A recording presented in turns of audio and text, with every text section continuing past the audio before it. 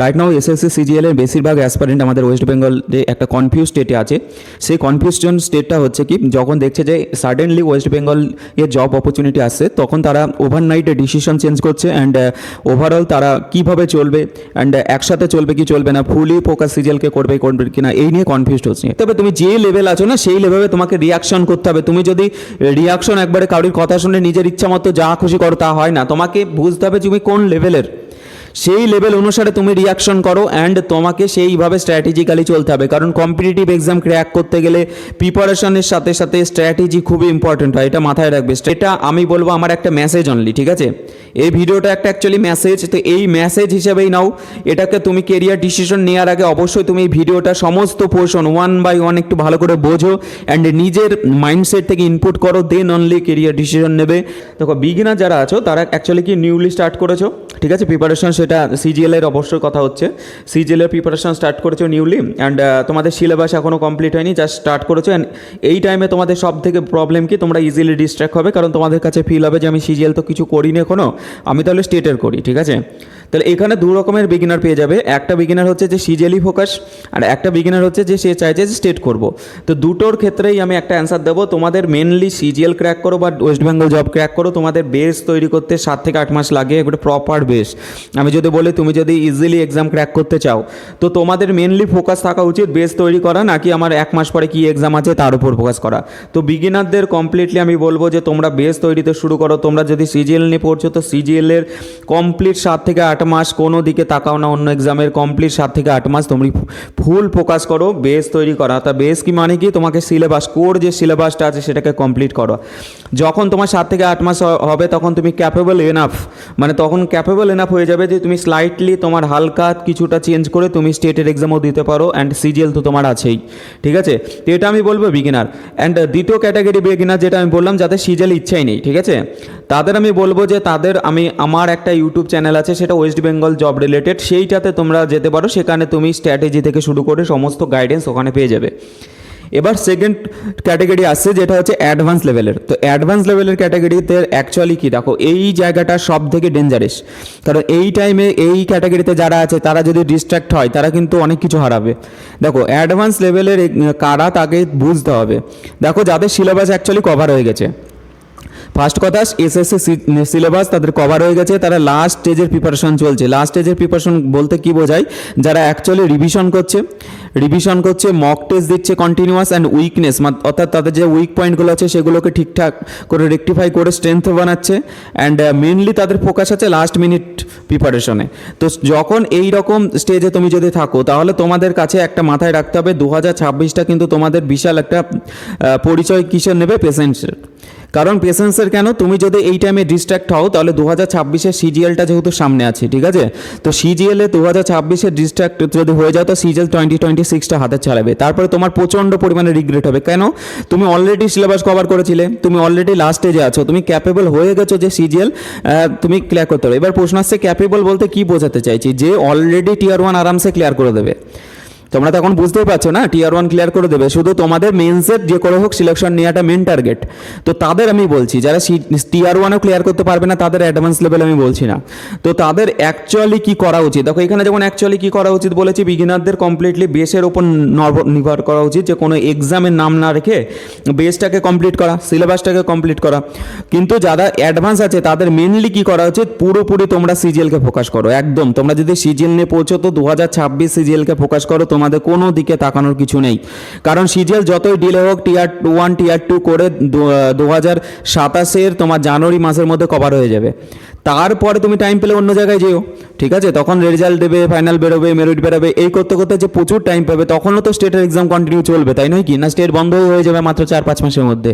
তখন তুমি স্টেট নিয়ে ভাববা, এখন স্টেট নিয়ে ভাববো না, তাহলে তোমার সিজিএলের ড্রিম পুরোপুরি শেষ। আমি এটাই বলছি, লাস্ট টাইমে একটুখানিও যদি ডিস্ট্র্যাক্ট হও, তাহলে কিন্তু তোমাদের সিজিএলের ড্রিম শেষ হয়ে যাবে। তো এটা হচ্ছে অ্যাডভান্সদের আমি বলবো, তোমরা ভুল করেও যেন ডিস্ট্র্যাক্টেড হও না অপরচুনিটিস দেখে, ঠিক আছে? কারণ তোমাদের যদি সিজিএলের ড্রিম থাকে, অ্যান্ড আমি বারবার বলছি মাত্র জানুয়ারি মাস পর্যন্ত, তারপরে 2026-এর এক্সাম ক্লিয়ার হয়ে যাবে, 2027-এ এনাফ টাইম থাকবে, কিন্তু মিডিলে তোমার প্রচুর টাইম পাবে তুমি ওয়েস্ট বেঙ্গল জবের জন্য। এবার প্রশ্ন আসছে সব থেকে কনফিউজড যারা, দেখো এই টাইমে অলরেডি আমাকে এত বলার প্রয়োজন নেই, তারা অলরেডি কনফিউজড না। বিগিনাররা কনফিউজড, অবশ্যই কনফিউজড, তারা ডিস্ট্র্যাক্টেড বেশি। কনফিউজড হতে বলবো ডিস্ট্র্যাক্টেড বেশি, কি করব না। এবার লাস্ট একটা ক্যাটাগরি আছে যেটা ইন্টারমিডিয়েট, অর্থাৎ যাদের সিলেবাস না কমপ্লিট বা সিলেবাস তুমি 50-70%ও কমপ্লিট, কিন্তু মার্কস তাদের ইম্প্রুভ হচ্ছে না। মার্কস অ্যাকচুয়ালি তাদের সিজিএলে যদি টিআর ওয়ানের বলে 120-র নিচে কন্টিনিউ থাকে, ঠিক আছে, 120-র কাছে কবে কিছু কিছু টাইমে তাদের নাম্বার ওঠে, মানে টিআর ওয়ানের প্রিভিয়াস ইয়ারের পেপারে, বাকি তাদের 90 থেকে 120-র মধ্যে বা তার নিচেও আসে, ঠিক আছে। এই যে একটা ক্যাটাগরি আছে, এটাকে বলবো ইন্টারমিডিয়েট ক্যাটাগরি। তো ইন্টারমিডিয়েট ক্যাটাগরিদের একটা জিনিস বুঝতে হবে যে তাদের অ্যাকচুয়ালি প্রপার স্টাডি এখনও টাইম দরকার। অর্থাৎ তারা যদি এখনও ভাবে যে আমি 1 মাসের মধ্যে আমি এই অ্যাডভান্স লেভেল চলে যাব, সম্ভব নয়। তাদের অ্যাকচুয়ালি প্রপার 4 থেকে 5 মাস এখনও দরকার। প্রপারলি যদি ভালো করে পড়ে তাহলে তারা এই অ্যাডভান্স লেভেলে যেতে পারবে। এবার 4 থেকে 5 মাস যখন পড়বে তখন তাদের অ্যাকচুয়ালি ফোকাসটা শিফট কোথায় হচ্ছে, 2027 সিজিএল, হ্যাঁ কি না? তাহলে তাদের কাছে অ্যাকচুয়ালি মাইন্ডে দেখতে গেলে 2026 থেকে 2027টা তাদের বেশি অ্যাচিভেবল কিসে, সিজিএলের। তো সেক্ষেত্রে তারা যেহেতু কনফিউজড, এর জন্যই কি তাহলে আমার ওয়েস্ট বেঙ্গল যেহেতু জব অপরচুনিটি আছে আমি দেবো। দেখো এবার তোমাদের তাহলে হ্যান্ডেল কী করে করতে হবে। দেখো তোমাকে একটা মাথায় রাখতে হবে যে সাকসেস সিরি, এতেই যে একটা সাকসেস সিরিজ আমি ছবি দিয়েছি, ভালো করে দেখো, এখানে লেখা আছে একটা সিরি, অর্থাৎ তুমি এখানে থাকো বা এখানে থাকো ম্যাটার করে না, তোমাকে এই সিঁড়ি পার হয়ে হয়ে ওপরে উঠতে হবে। তো দেখো একটা স্টেজে গিয়ে ওয়েস্ট বেঙ্গল লেখা আছে, লাস্ট স্টেজে গিয়ে এসএসসি লেখা আছে। অর্থাৎ আমি বলতে চাইছি এই যে বেস একটা কোর তোমাদের সিলেবাস, তুমি এই জায়গাটা চলে গেলে না, তুমি ক্যাপেবল অলরেডি হয়ে গেছো ওয়েস্ট বেঙ্গল চাকরি পাওয়ার। অ্যান্ড আরেকটু কিছুটা উঠলে এসএসসি। এবার ওয়েস্ট বেঙ্গলে চাকরি পাওয়াটা ডাইরেক্ট এখানে পাবে না, আশেপাশে আছে। আশেপাশে মানে কি 80% তোমার কাজ হয়ে গেছে, কিছুটা হালকা তোমার 20% বলবো যে সিলেবাস একটু ডিফারেন্ট এক জায়গায়, সেই জিনিসটা তোমাকে মেনলি করতে হবে। তাহলে তোমার যেহেতু কনফিউজড, তোমাকে আমি বলবো তোমাকে ব্যালেন্স অ্যাপ্রোচে চলতে হবে। ব্যালেন্স অ্যাপ্রোচ মানে তোমার মেন গোল সিজিএল, একদম ঠিক। সিজিএলের ফোকাস একদম শিফট করো না। 1 নাম্বার তুমি মাথায় রাখবে সিজিএল নিয়ে পড়বো, সিজিএলেই তোমার দিনের 80% টাইম তুমি সিজিএলে ফোকাস করো। সো দ্যাট কী হবে, তোমার স্টেট গভর্নমেন্টের যত এক্সাম আছে তার 80% ফোকাস তোমার করলে তোমার সমস্ত সিলেবাস কভার হয়ে যাবে।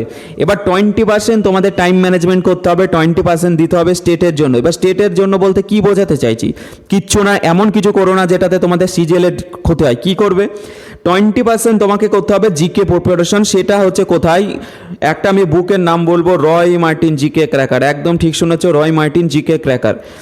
তো রয় মার্টিন জিকে ক্র্যাকার থেকে যদি জিকে পড়ো, দেখো এখন হচ্ছে ইডিউইটি বেসডের যে কোশ্চেন লেভেল, সেই ক্ষেত্রে তোমাকে ডেসক্রিপটিভ জিকে পড়া উচিত। ডেসক্রিপটিভ জিকে বলতে গেলে একটা ভালো প্রপার এনসিইআরটি বেস টাইপের, বা যেখানে সমস্ত কিছু পাবে। তো সেইটার জন্য রয় মার্টিন জিকে ক্র্যাকার বইটা খুবই ভালো, আমি বলবো বেঙ্গলি মিডিয়াম। বাট এখানে পুরো বেঙ্গলি না, এখানে যাদের ইংলিশ নিয়ে পড়ছো তো ইংলিশের টার্ম থাকে, ঠিক আছে।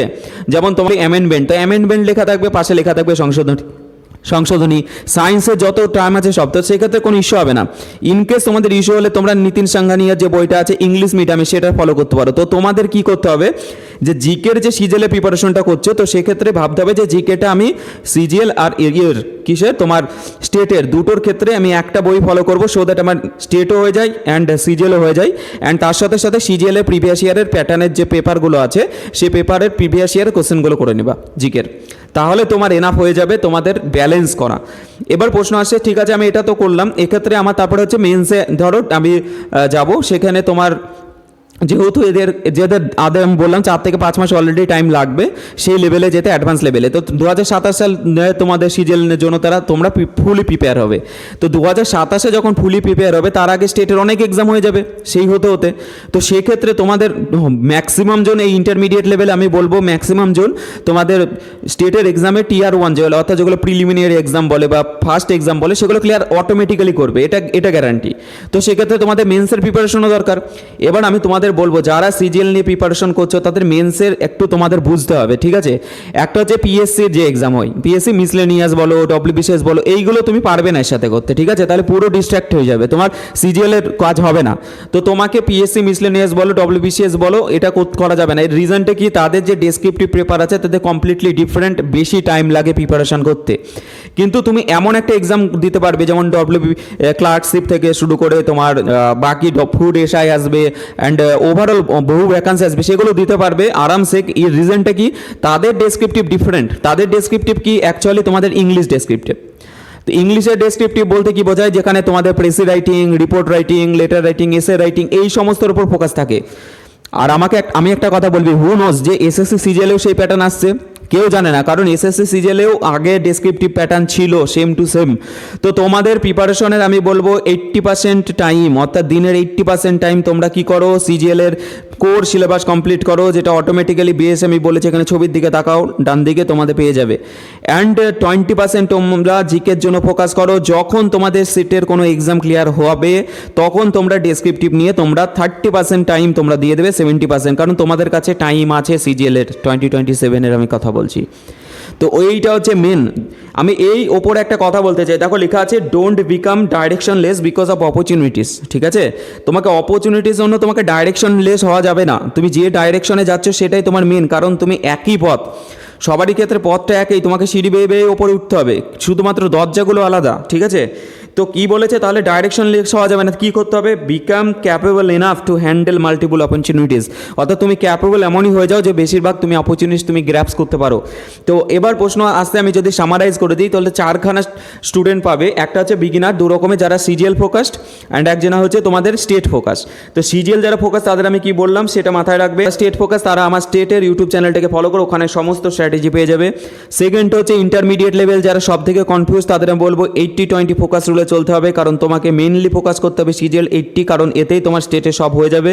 20% ফোকাস রুল জিকেতে করতে হবে। তো এমন একটা জিকে সোর্স ফলো করো যে জিকেটাতে তোমাদের স্টেটও হয় অ্যান্ড তোমাদের বলবো এসএসসিও অ্যান্ড এটা আমি বলবো আমার একটা মেসেজ অনলি। ঠিক আছে, এই ভিডিওটা একটা অ্যাকচুয়ালি মেসেজ, তো এই মেসেজ হিসেবেই নাও এটাকে। তুমি কেরিয়ার ডিসিশন নেওয়ার আগে অবশ্যই তুমি এই ভিডিওটা সমস্ত পোর্শন 1 by 1 একটু ভালো করে বোঝো অ্যান্ড নিজের মাইন্ডসেট থেকে ইনপুট করো, দেন অনলি কেরিয়ার ডিসিশন নেবে। অ্যান্ড আমি বারবার বলবো সিজিএল তাদের অ্যাসপারেন্ট তোমরা কোনো সময় ডাইরেকশনলেস হও না, ঠিক আছে, ডিস্ট্র্যাক্ট হও না। আমি যা বলেছি এতেই তোমাদের কভার হয়ে যাবে। এবার প্রশ্ন আসছে এই যে 20% ফোকাস রোল, আমি লাস্ট একটা কথা বলবো যেখানে জিকে। তো এই জিকে প্রিপারেশন যারা আমার গ্রুপের কথা বলবো, যে আমার গ্রুপের স্টুডেন্ট যারা আছো, ঠিক আছে, তাদের ম্যাক্সিমাম জন ইন্টারমিডিয়েট অ্যাডভান্স লেভেলেই আছো অ্যান্ড বিগিনারও কিছু কিছু আছো। তো ইন্টারমিডিয়েট লেভেলের যাদের 20% ফোকাস রুলের প্রবলেম হবে যে জিকেতে, তো আমি বলবো তাকে আমার স্টেটের যে চ্যানেলটা থাকবে, স্টেটের সেই চ্যানেল বা গ্রুপ বলো, সেই জায়গাটা থেকে তারা জিকেটাকে কভার করবে অ্যান্ড 80% তোমাদের সিজিএলটাকে কভার করবে। অর্থাৎ তোমাদের নিজে থেকে কিছু ভাবতে হবে না, তোমরা কি করবে, 80% যেটা সিজিএলে তোমাদের চলছে সেটা চলবে অ্যান্ড 20% জিকে সাবস্টিটিউট হিসাবে তুমি স্টেটের আমি যেটা দেবো, অর্থাৎ যেটা ফোকাস থাকবে মেনলি স্টেট রিলেটেড নয়, এমন একটা জিকে যেখানে সমস্ত এক্সাম ক্লিয়ার হয়ে যায়, জিকের কোনো চিন্তা থাকে না, তো সেটার দিকে ফোকাস করবে। বাকি এতে তোমাদের কোনো কিছু দরকার নাই, কন্টিনিউ যা করছো করো, এদেরও বিগিনারদেরও কিছু দরকার নাই, কন্টিনিউ যা করছো করো। So best of luck, and যদি তোমাদের কোনো ডাউট থাকে বা প্রবলেম থাকে অবশ্যই কমেন্ট করে জানাও।